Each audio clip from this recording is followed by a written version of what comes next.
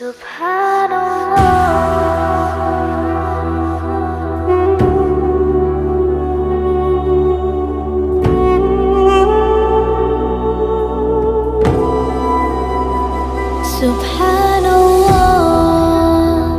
walhamdulillah, la ilaha illallah, Allahu Akbar. Subhanallah, walhamdulillah, la ilaha illallah, Allahu Akbar. Tu hi meri Mola, tu hi meri Mola, Allah. Tu hi meri Mola, tu hi meri Mola, Allah. Tu hi meri Mola, tu hi meri Mola, Allah. Tu hi meri Mola, tu hi meri Mola. Subhanallah, walhamdulillah, la ilaha illallah, Allahu Akbar. Alhamdulillahilladzi arsala rasulahu bil huda wa dinil haqq liyudhhirahu 'ala dini kullihi wa kafaa billahi shahida. Asyhadu an la ilaha illallah wahdahu la syarika lahu wa asyhadu anna sayyidana Muhammadan 'abduhu wa rasuluhu la nabiyya ba'dahu. Allahumma shalli 'ala sayyidina Muhammad wa 'ala ali sayyidina Muhammad amma ba'd. Hadirin jamaah salat rahmat Allah subhanahu wa ta'ala di sebatan pagi hari ini, di hari Ahad terakhir di bulan Sya'ban. Artinya Ahad depan sudah dipastikan Ramadan, ya, Ahad depan itu. Karena Ramadan bisa mungkin hari Sabtu, bisa mungkin hari Ahad. Walaupun Muhammadiyah sudah mengumumkan tanggal 2, tanggal 1 Ramadan. Untuk kita sebagai warga Bahrul Ulum menunggu Ru'yatul Hilal di Departemen Agama, ya. Karena Ru'yat itu malam Sabtu, Ru'yatul Hilal itu. Jadi malam Sabtu nanti Departemen Agama mengadakan Ru'yatul Hilal. Kemudian kalau seandainya melihat bulan tanggal 1, berarti Sabtunya puasa. Tapi kalau tidak melihat bulan tanggal 1, maka Sya'bannya 30 hari, berarti puasanya hari Ahad. Ya, tergantung Ru'yatul Hilal dilaksanakan pada malam Sabtu. Adapun warga Muhammadiyah sudah menetapkan hari Sabtu. Sehingga bagi yang merasa Muhammadiyah tanggal 2, hari Sabtu kan tanggal 2. Tanggal Sabtu, jadi bagi itu mengikat. Jadi yang namanya warga Muhammadiyah mengikuti aturan nomor 2 tadi. Yang tanggal 2 tadi. Seperti itulah mengikat. Sebelum beberapa hal disampaikan, mungkin kita membaca seperti biasa, kita membaca doa surah Al-Fatihah untuk kelangsungan pembangunan masjid kita yang kita cintai supaya bisa terus berlanjut pada Idul Fitri, ya, mudah-mudahan. Ya, kemudian juga usia kita walaupun tinggal sepekan, kita tidak tahu ini umur kita nyampe ke pada bulan Ramadan. Ya, tetapi harapan kita berdoa kepada Allah mudah-mudahan usia kita sampai kepada bulan Ramadan. Itulah harapan kita semuanya. Allah hadini wa ala kulli salihah. Al-Fatihah. A'udzu billahi minasyaitonir rajim. Bismillahirrahmanirrahim. Alhamdulillahirabbil alamin. Arrahmanir rahim. Maliki yaumiddin. Iyyaka na'budu wa iyyaka nasta'in. Ihdinas siratal mustaqim. Siratal ladzina an'amta 'alaihim ghairil maghdubi 'alaihim waladdallin. Amin. Sebelum terkait dengan Ramadan, ada kisah yang menarik di tafsir Ar-Razi, karangan Imam Fakhruddin Ar-Razi. Beliau bercerita terkait dengan keutamaan basmalah. Ya, basmalah itu ayat yang pertama disebutkan dalam Quran. Nah, pada suatu hari Nabi Isa berjalan di satu kuburan. Ternyata di dalam kuburan itu sedang disiksa. Karena nabi-nabi rata-rata punya mukjizat, bisa mendengar orang-orang yang di alam kubur atau mendapat imam. Itu mukjizat para nabi dan rasul. Nah, kemudian ketika sore hari pulang, kok tidak ada penyiksaan lagi pada kuburan yang tadi pagi dilewati sedang disiksa. Ini ada keanehan, ada kejanggalan, kalau bahasa kita janggal nih, ada apa ini? Maka Nabi Isa sholat 2 rakaat. Jadi para nabi, para rasul itu, ya kan, kalau misalkan dia bingung dengan permasalahan, dia sholat 2 rakaat untuk minta petunjuk. Ini juga menjadi pelajaran buat kita. Ya, kita juga sama, ketika kita punya permasalahan sebagainya, ya kita silakan sholat 2 rakaat. Ya, kalau kita ada sholat hajat, sholat apa, silakan. Itu menurut kebiasaan para ulama. Sholat habis itu kita berdoa kepada Allah Subhanahu, minta petunjuk dan sebagainya. Seperti itulah Bapak, mungkin sedang apa gitu, silahkan cari petunjuk dengan sholat dulu. Nah, setelah selesai sholat, ya Allah, tadi pagi ketika saya lewat, ini sedang disiksa di alam kubur ini. Kok ketika sore pulang, kok tidak disiksa? Ada apa ini? Kemudian Allah menjelaskan, wahai yang salih salam, ya, dulu ketika si dalam kubur ini, ketika dia seorang bapak, ketika meninggal, istrinya sedang hamil. Nah, mungkin karena banyak kesalahannya, ya, kenal siksa kubur. Jadi mohon ini karena sekarang ada kelompok-kelompok yang tidak percaya dengan siksa kubur. Karena memang hadisnya itu ahad, bukan mutawatir. Makanya beberapa kelompok tidak percaya dengan siksa kubur itu. Nah, kalau saya percaya mungkin walaupun hadisnya ahad. Ya. Nah, kemudian ketika pas itu kenapa kok sore dihentikan? Rupa-rupanya si istrinya itu telah melahirkan anak.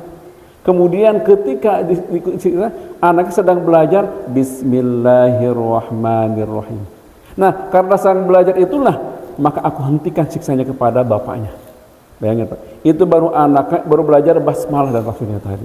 Belum belajar banyak bacanya, mungkin baru masuk ngaji. Rata-rata anak kalau masuk ngaji pasti pertama diajarkan bismillah dulu. Tahu dengan basmalah. Dua itu diajarkan pertama pasti itu. A'udzubillah dengan basmalah diajarkan itu dulu, baru baca yang lainnya. Nah, kata Allah Subhanahu wa taala, karena anaknya sedang belajar bismillahirrahmanirrahim, maka aku hentikan siksanya kepada bapaknya. Ditahan dulu. Itu baru basmalah, belum baca Al-Qur'anul Karim. Kebayang ketika anak itu sudah baca Al-Qur'anul Karim, lancar membacanya, apalagi mengamalkannya, bagaimana syafaat kepada orang tuanya.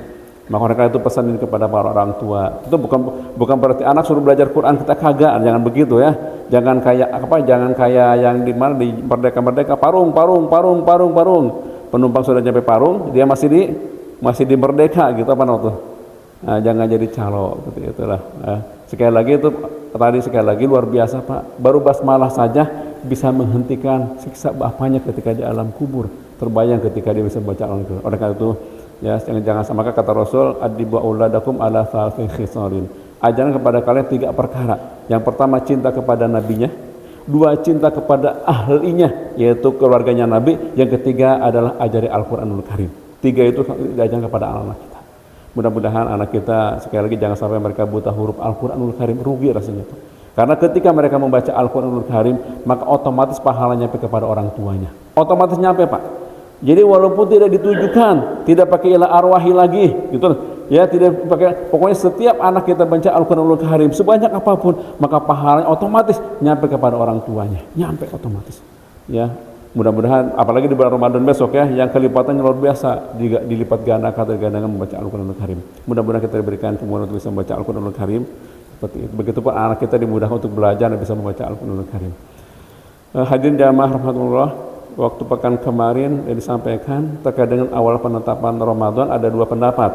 Satu negara melihat bulan, sedunia wajib berpuasa. Yang kedua, setiap negara punya bulannya masing-masing. Ya kan, Indonesia tidak melihat bulan maka tidak berpuasa. Begitulah. Nah, itu dua-duanya benar. Tetapi perbedaan pendapat ini sekali lagi bisa disatukan sebenarnya Pak. Inilah perbedaannya Pak. Untuk persatuan umat, apalagi misalkan untuk keakuran persatuan dunia, seperti bisa 2 pendapat disatukan. Tinggal mau mengambil yang mana. Misalkan yang pertama mungkin kan satu negara melihat bulan, maka seluruh dunia wajib berpuasa. Dan sekarang ini tidak kesulitan masalah teknologi. Saya kasih kemarin. Saudi melihat bulan jam 10 malam, ya kan? Ke Indonesia tidak usah berhari-hari nyampe Indonesia beritanya Pak. Sekian menit detik udah nyampe ke Indonesia sekarang ini. Atau nyampe kemana juga bakal nyampe. Rata-rata kenapa saya katakan Saudi Arabia, karena Saudi itu karena cerah Pak. Rata-rata selalu berhasil melihat bulan. Jarang gagal melihat bulan Indonesia karena negara kita berawan terus, selalu berawan, sering gagal melihat bulan. Tapi dengan teknologi sekarang ini, negara mana pun melihat bulan, sedunia wajib berpuasa. Sekarang tidak kesulitan, di zaman Rasul agak kesulitan. Ya kan, di Syam melihat bulan, itu orang Syam nyampe ke Madinah itu bisa berhari-hari Pak, baru nyampe Madinah itu, baru nyampe ke Madinah. Ketika itu tidak ada telekomunikasi seperti sekarang gitu kan, makanya ada 2 pendapat tadi. Tapi sekali lagi, walaupun ketiga seperti itu, tetap para ulama 2. Boleh yang pertama tadi, boleh yang kedua. Tetapi sekali lagi, sebenarnya penguasa bisa menyatukan 2 pendapat supaya akur. Puasanya sama, lebarannya sama. Kalau beda Pak, lumayan ribet Pak. Apalagi satu keluarga, bapaknya lebarannya misalkan hari Ahad, anaknya Sabtu. Itu sempat kejadian Pak, Idul Adha ketika itu saya mengalami ketika di mertua. Ya kan, mertua masih puasa, saya baru udah lebaran. Kan gak enak Pak, akhirnya kan ketika pas buka saya keluar. Pas nyampe rumah, pura-pura puasa lagi. Karena ada mertua lagi puasa. Itu kejadian ketika saya mengalami ketika Idul Adha ketika itu. Idul Adha juga sama, sebenarnya bisa aja. Ketika itu disatu padukan dengan kekuasaan tadi. Yang mudah-mudahan kedepannya kita dalam rangka untuk persatuan bisa Pak. Dua pendapat berbeda, tapi bisa disatu padukan sebenarnya. Seperti itu. Nah, tetapi kalau buka harian, nah beda Pak. Jadi jangan sampai salah. Kalau buka harian, tergantung kita berada di mana. Kalau tadi kan satu negara melihat bulan, sedunia bisa berpuasa, ya kan? Tapi kalau buka harian itu nggak bisa. Misalkan jangankan dengan misalkan kalau Saudi mengikut Saudi mah kita bukanya malam. Misalkan Surabaya adzan, ya kan lebih dulu Surabaya itu adzan. Nah Bogor nggak mau ikut-ikutan. Nah kalau buka harian mengikuti kita berada di mana. Gitu Pak, nah itu Pak, jadi jangan sampai salah ya, misalkan dicari-cari channel TV gitu kan ya, apalagi dulu musim radio dicari channel mana yang duluan buka, nah buka itu nggak boleh. Tetap adalah waktu kita waktu Bogor dan sekitarnya, atau paling dekat negara adalah Jakarta dan sekitarnya, itu mendekati kalau Jakarta sekitarnya atau Bogor dengan sekitarnya. Ya makanya jam-jam kita perlu diperhatikan, maka saya katakan puasa itu yang paling rawan adalah terkait dengan berbukanya. Kalau masalah masalah subuh, rata-rata kita ada imsak. 10 menit kita imsak kan sebelum subuh, artinya kita ngerem.